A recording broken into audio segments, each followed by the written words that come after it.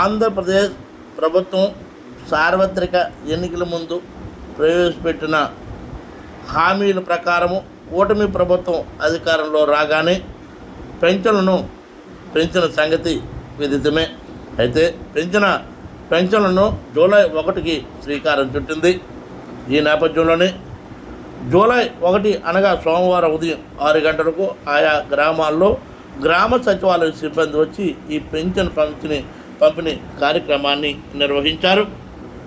ఈ నేపథ్యంలోనే కొత్తవలస మండలంలోని కంటకాపల్లి గ్రామ సచివాలయం పరిధిలో కొత్త శంకరపాలెం గ్రామంలో సోమవారం ఉదయం 6 గంటలకు గ్రామ కార్యదర్శి మాధవిలత ఆధ్వర్యంలో గ్రామ పెద్దల సమక్షంలో ఈ పింఛని కార్యక్రమాన్ని నిర్వహించారు. ఇంటింటికి తిరుగుతూ ఏదైతే మేనిఫెస్టోలో చెప్పారో ఆ పాంప్లెంట్ను ప్రజలకు వివరిస్తూ పింఛనును పంపిణీ చేశారు.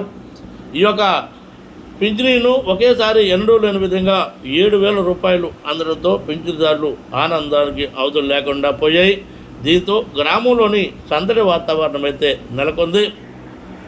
గతంలో ఇచ్చిన 3,000కి బదులుగా ఇంకొక 4,000 వేసి 7,000 ఇవ్వడం, అదేవిధంగా దివ్యాంగులకైతే 3,000కి బదులుగా ఇంకో 3,000 వేసి 6,000 రూపాయలను ఈ యొక్క పంపిణీ కార్యక్రమాన్ని చేశారు.